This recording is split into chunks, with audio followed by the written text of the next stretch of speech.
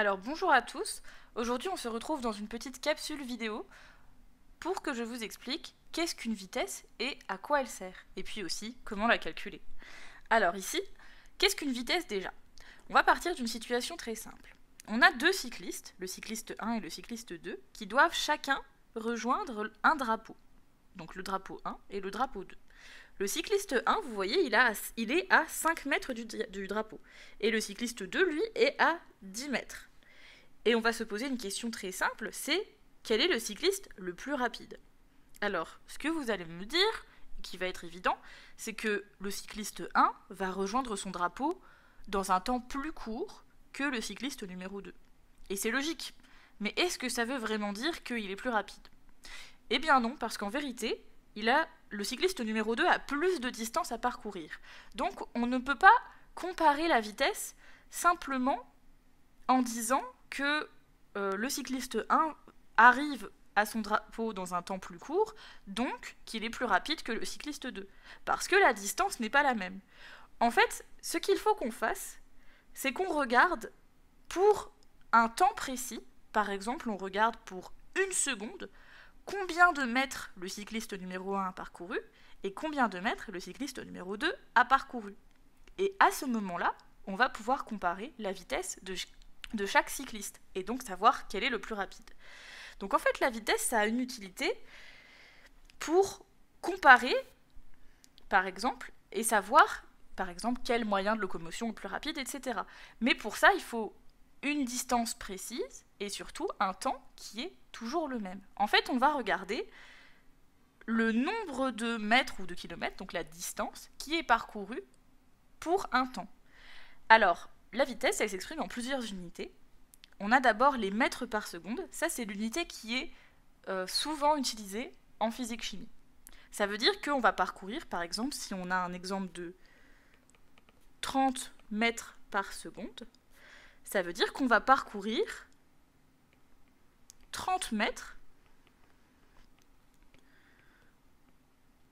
en une seconde. Alors, c'est assez rapide. On a une autre unité, c'est les kilomètres par seconde, ou même plus généralement les kilomètres par heure. Les kilomètres par heure, normalement, vous connaissez, parce que les kilomètres par heure, c'est par exemple, quand on va sur l'autoroute, on roule à 130 km par heure. Donc c'est le nombre de kilomètres qu'on parcourt en une heure. Par exemple, une voiture qui va à 50 km/h, ça veut dire que si on roule pendant une heure dans cette voiture, on va parcourir 50 km.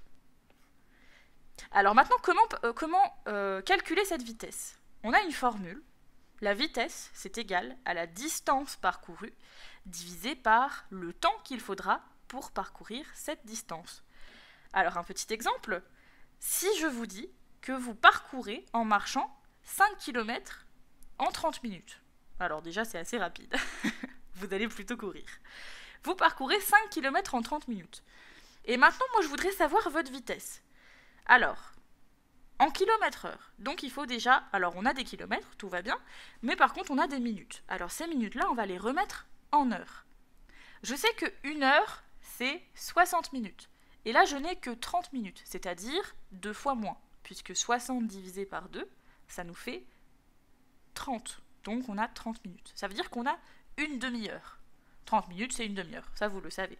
Et un demi, ça peut aussi s'écrire 0,5, la moitié de 1. Un demi.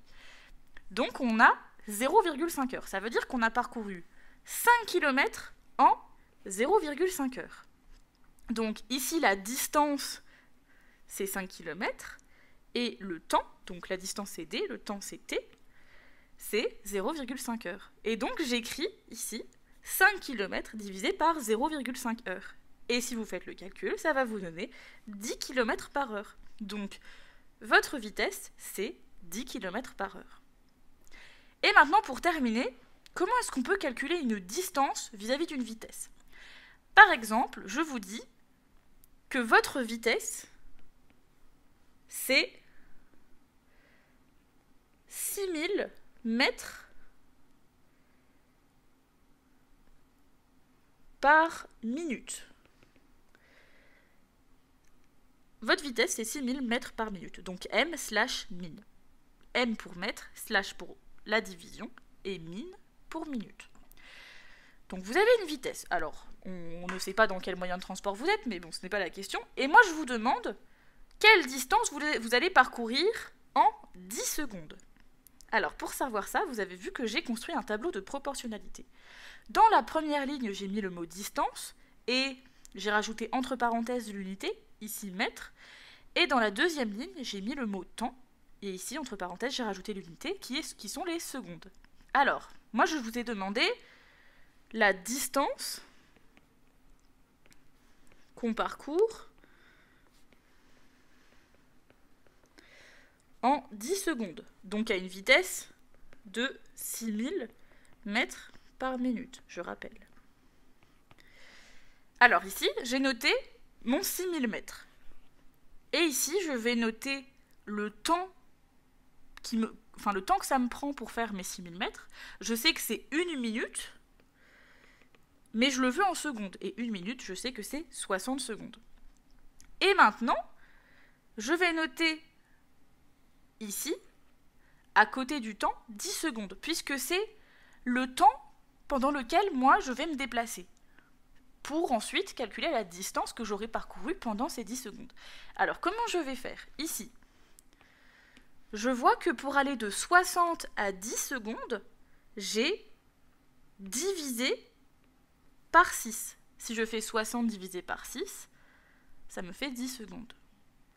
Et du coup, pour trouver cette valeur-là, ici, c'est-à-dire la distance qui nous intéresse, eh bien je vais faire un tableau de proportionnalité, et donc ça veut dire que je vais juste aussi diviser par 6 le 6000 pour trouver ma distance. Et donc au final, ça va me donner 1000 mètres, soit 1 km. Donc je sais que en 10 secondes, j'aurai parcouru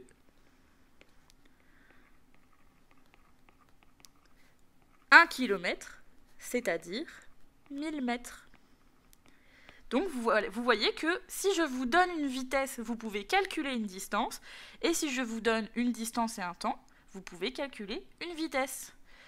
Voilà, c'est tout pour aujourd'hui. J'espère que cette capsule vidéo vous aura aidé. N'hésitez pas à me poser vos questions, je répondrai avec plaisir. Ciao!